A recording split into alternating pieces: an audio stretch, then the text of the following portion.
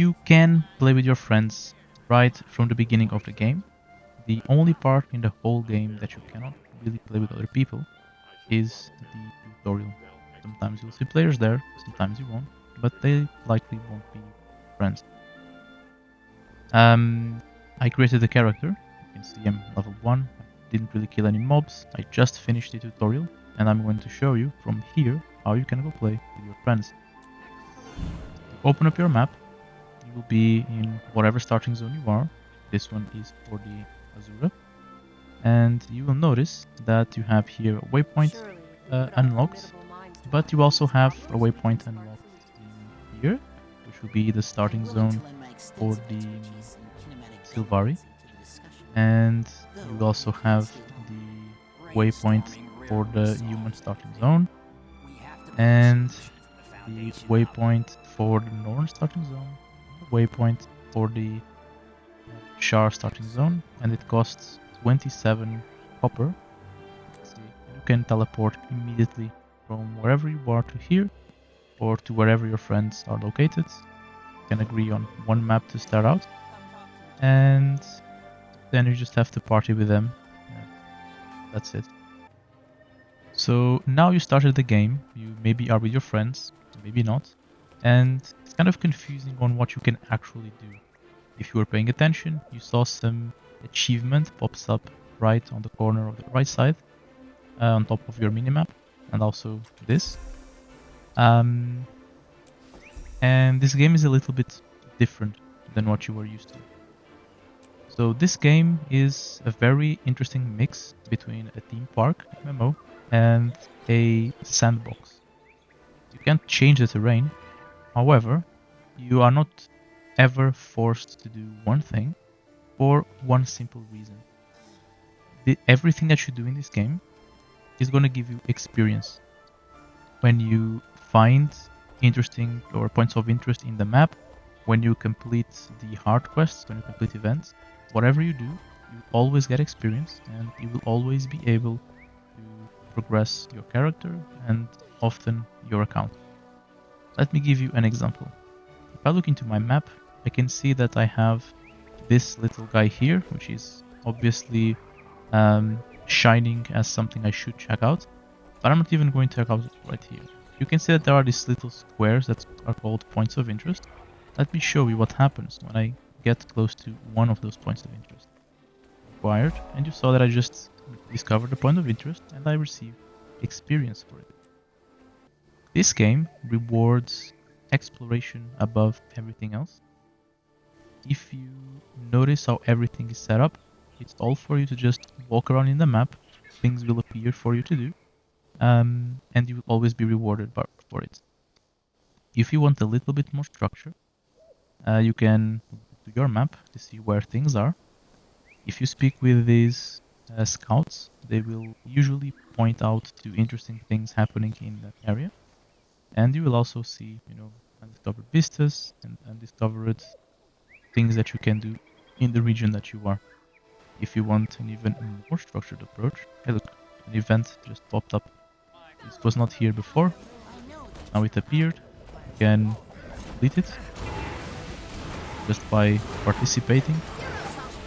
Notice something important. See these guys that just came over and now they are attacking the same mobs that I'm attacking? It does not matter.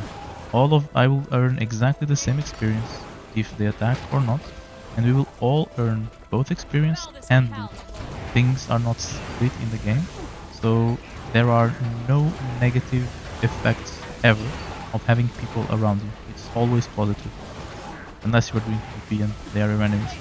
But in PvE, it's always a great thing to have people around you. That's more like it.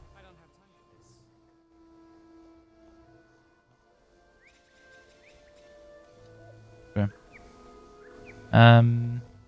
Yeah, so we just found something out completely naturally. And we also noticed that because of the zone that we are in, it also completed the heart quest. Whenever you hover the description of the heart quest, it will always point out to where the heart is. And the heart is a NPC that will tell you what to do, sometimes allow you to use specific items for that heart, like a special gun, a special transformation. or in the end, after you complete the heart, it will also allow you to buy items. If you want a more structured approach to the game and the level experience, you can go into your hero panel, usually the H shortcut key, and you go into achievements, and you will see here something called adventure guides. And the adventure guides are going to tell you things that you can do that will yield experience, and kind of move you forward. So these are all things that you will kind of do while you are playing.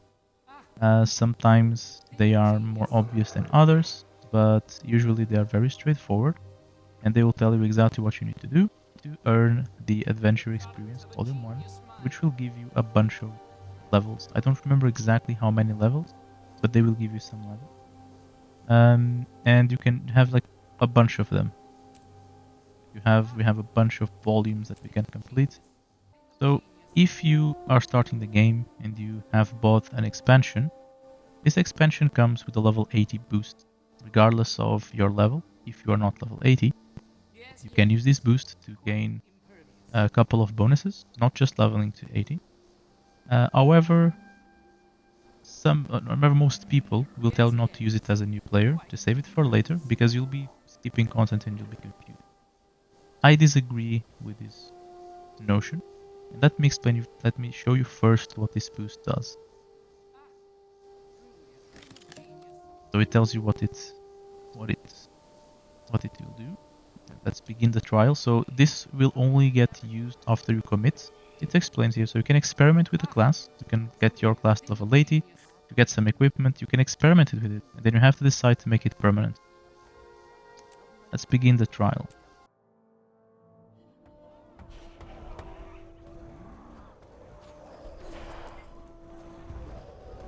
So, yeah, you'll have the level 80 trial.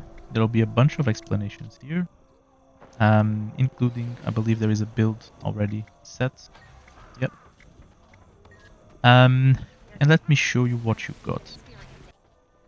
When you use the boost, you get the Celestial Exotic gear. This is not the best gear in-game. There is Ascended gear on top of this. But this is the gear that you need for all the endgame content. So you never need anything other than exotic to do content, except if you're going into fractals. But that's a completely different system that I'm not going to talk about here. There are other videos around that will explain that better than I could. These stats here, the combination of stats that you see, are called Celestial. That's why there is the name all the pieces of gear called Celestial something, and they are probably the best stats you can wish to both start a game and also for PvE. They support almost any build you can want to test, and they will give you a very good mix of offensive and defensive capabilities. This means you won't kill very fast, but also you will die very fast, and you will also be able to give boons and contribute to other people, which is also very important in this game. Now, besides the builds and everything else that you can also investigate in different contexts, I think that using this boost is the right choice for most people, because you will start getting contact with all the endgame systems that the game gives you. This map is a great tutorial because it gives you one thing that is not present on the experience 1 to 80, which is called meta events. This map has constantly running events and things happening in it that will contribute to a major event that will happen if specific characteristics are met. In this case, it has 2 lanes that you cannot see here because I have not discovered the map. You can also see by the objectives.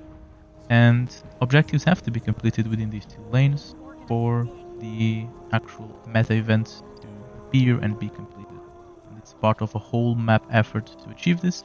And this is a system that exists in most of the further expansions.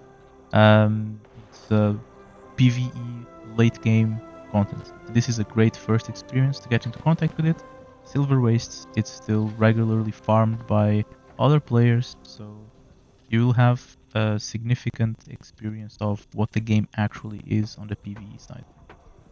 Second is that everything that you can do from level 1 to level 80 is also available once you are level 80.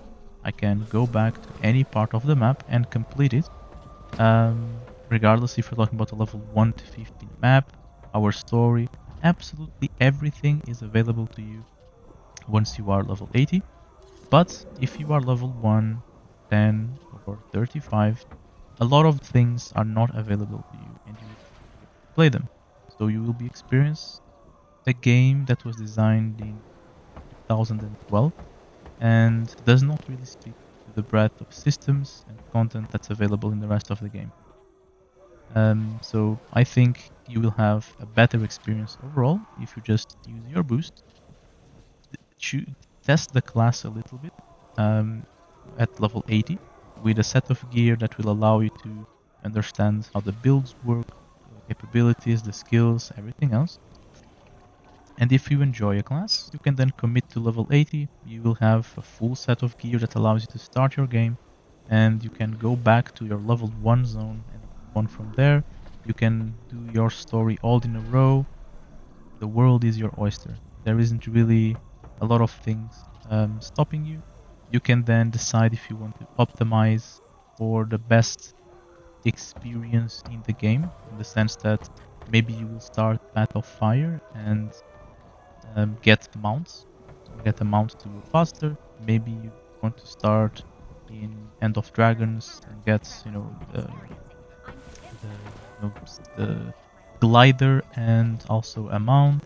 Maybe you want to start the Secrets of the Obscure, where you have another different mount available to you, almost from the beginning, and different systems. So you can pick if you are going to play the game in the way that it was meant to be played in sense of the storyline, if you're going to follow the correct timeline, or if you want to just unlock systems that will make your gameplay easier.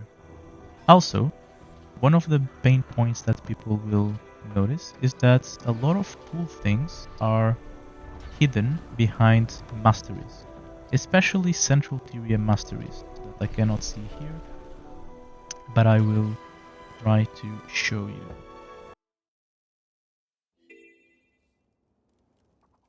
You can see here that in Central Tyria we have a couple of masteries that allow you to do some cool stuff. For example, Advanced Logistics. You now have the option to loot from creatures you defeat. The loot from the creatures you defeat is deposited automatically into your inventory. Yeah, you can turn this on and off, and you have a 33% swiftness bonus in city. It's not super.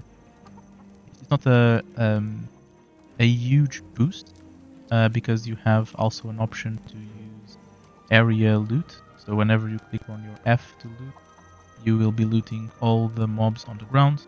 But if you have Advanced Logistics unlocked, you don't have to click on anything. So you have a couple of things that just make your game easier, and this will be true for every single expansion that is available. And the advantage of you being level 80, even if you go back to the beginning of the game and you're doing a level 1 map, if you're doing the story by the order that it appears, you will already be working towards these masteries instead of just being doing levels, which is fun for a while but does not contribute as much to your game. Also, the masteries are an account-wide system, so once they are unlocked on one character, they will be unlocked for all the characters. That's it. Thank you for watching. Press like if you liked the video. Let me know in the comments if you have any other questions or if you'd like to see any other systems of the game.